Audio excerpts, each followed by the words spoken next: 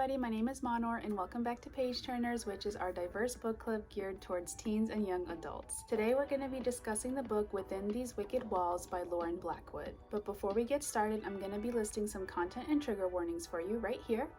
And I will say that this review might contain some spoilers, so if you don't want any spoilers, now's your chance to click off the video. Okay, let's get into it. Within These Wicked Walls focuses on our main character Andromeda, or Andy, who is a Debtera, or an exorcist. She's been hired to cleanse the castle of Magnus Rochester after many exorcists have failed. But she needs the money and she's willing to do it even though she's unlicensed. Andy has previously been training with an older exorcist named Jember, who is sort of her parental figure and mentor. However, it's obvious that they did have a very abusive relationship. Magnus and his castle are cursed with something called the Evil Eye, which brings about really scary manifestations within the house itself. Because of this, he has two rules. 1, don't look him in the eye, and 2, don't leave your room past 10 p.m. The curse was passed on to Magnus from his father, who unalived himself because he wasn't able to handle the repercussions of the curse anymore.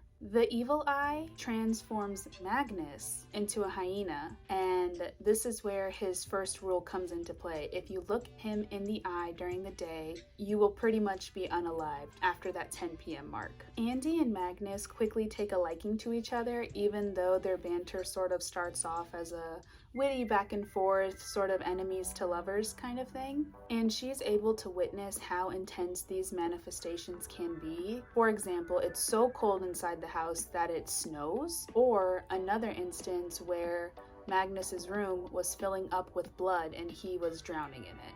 On top of that, there's something or someone that is causing the servants to disappear. Andy realizes that her amulet isn't powerful enough to stop the hyena on her own, so she ends up going back to Jember, who's reluctant to help her. He tells her to copy his amulet again and again because it needs to be strong enough to take on the hyena, and he knows that because he's one of 4 exorcists who have gone up against one, and he's the only one who's survived. Eventually, Andy is face to face with the hyena again, aka Magnus, and the manifestation become so bad that night that she's absolutely terrified. She's terrified to the point where she runs out of the house, ready to leave the job unfinished and leave everyone behind. She returns to Jember in defeat, but somehow manages to convince herself to go back and finish the job. And she also asks Jember to come with her, and he surprisingly agrees. They also end up having a heart-to-heart where Andy ends up forgiving Jember for how he treated her over the years, which is certainly a choice.